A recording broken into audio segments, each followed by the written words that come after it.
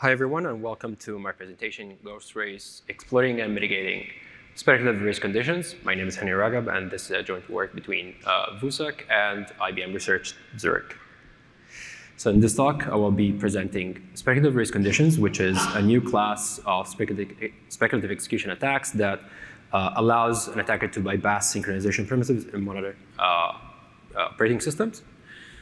The second point is inter-process storming, which is an exploitation technique that allows an attacker to interrupt any kernel thread with high precision, creating an unbounded exploitation window.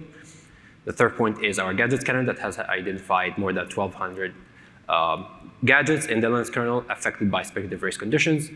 And fourth point is an exploit on one of the gadgets that we have identified that allows arbitrary kernel memory leak at 12 kilobytes per second.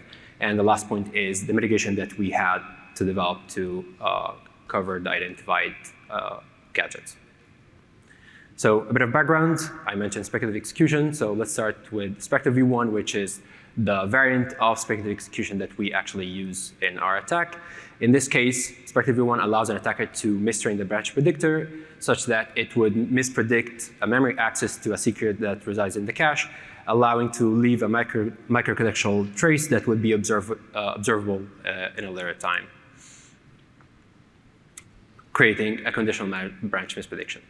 The second part of the background is concurrency bugs, and more specifically, use-after-free attacks. So let's take a look at this example where we have some shared data, specifically struct A, which contains a pointer to struct B, and struct B contains a function pointer and the corresponding argument.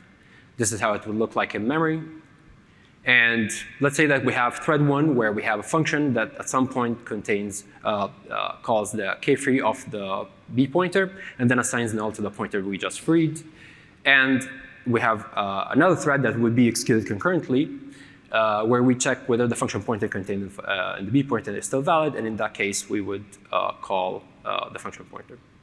So in a traditional use-after-free attack, an attacker would allow thread 1 to execute to the point that it would free the memory object pointed by pointer B.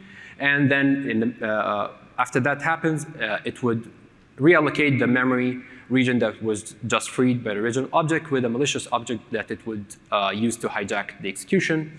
Then it would allow thread 2 to execute, and at that point, it would call the malicious function pointer.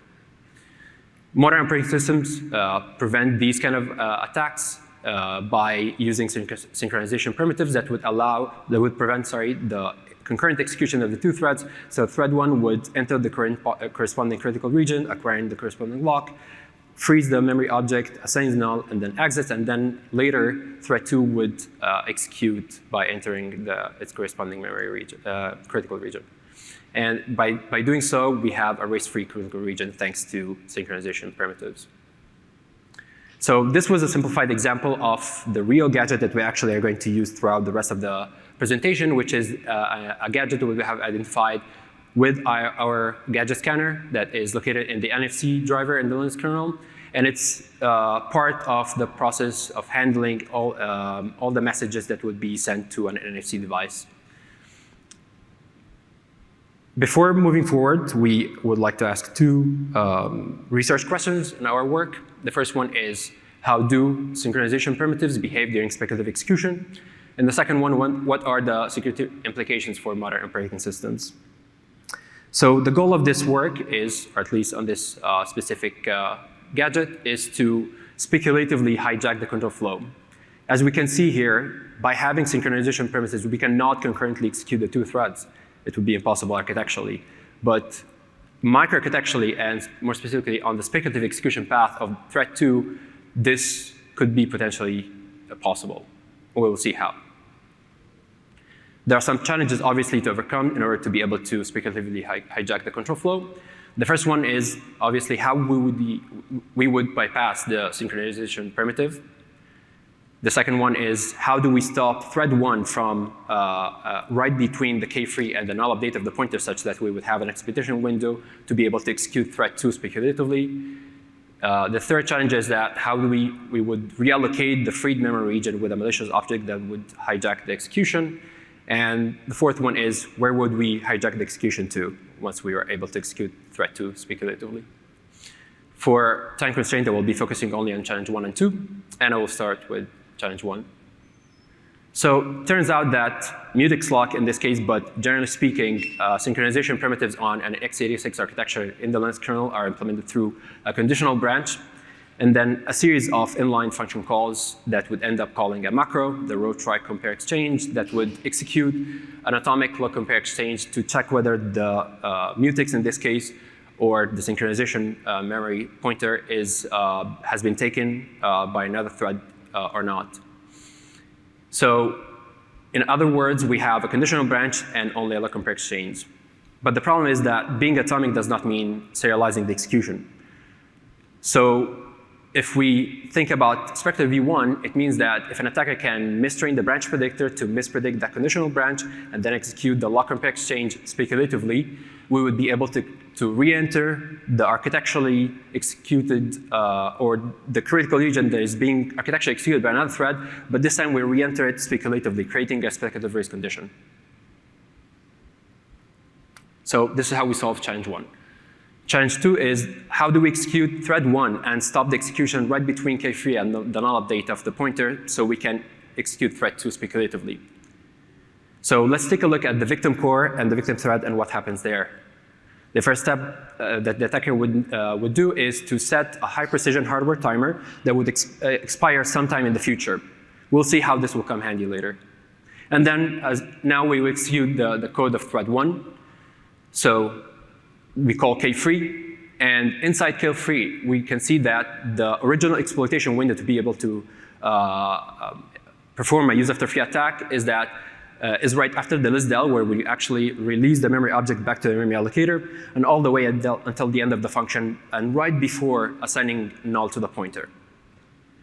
But in fact, the exploitation window is even shorter than this because at some point, K3 disables interrupts and frees the object, and then at a later point, it re-enables the interrupts again.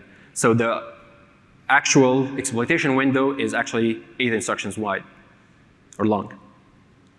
So it would not be possible to perform a speculative execution attack only in an exploitation window that is only 8 instructions wide. So we need more.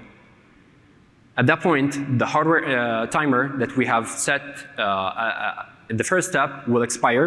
It will try to interrupt the execution of thread 1, but again, the interrupt handler of this timer will only take over the execution of thread 1 when the interrupts are going to be re-enabled again. And at that point, we'll widen a bit more the exploitation window from 8 instructions to the length of the interrupt handler of the timer.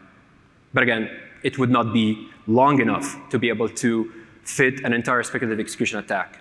So we need even more to widen the exploitation window. And this is when we came up with this new technique called IPI storming, where we use all the remaining cores of the system to send in a very tight loop many man-barrier interrupts to the victim thread to basically hijack indefinitely the execution of this thread and forcing it to indefinitely handle all the incoming interrupts. And by doing so, it will never be able to reach the null update of the pointer, and it will create an unbounded architectural use-after-free exploitation window. This technique could be used in other contexts, and it's not only limited to our attack. So an attacker could use this technique to interrupt any thread with very high precision. So this is how we solve challenge 2. For challenge 3 and challenge 4, please refer to the paper. And by solving all these 4 challenges, we created a speculative concurrent use-after-free attack.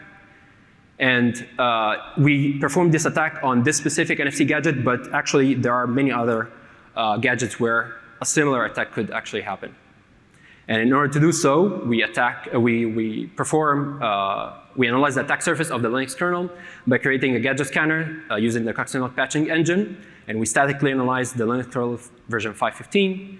And we have identified more than 1,200 gadgets that are potentially exploitable affected to speculative concurrent use-after-free attack.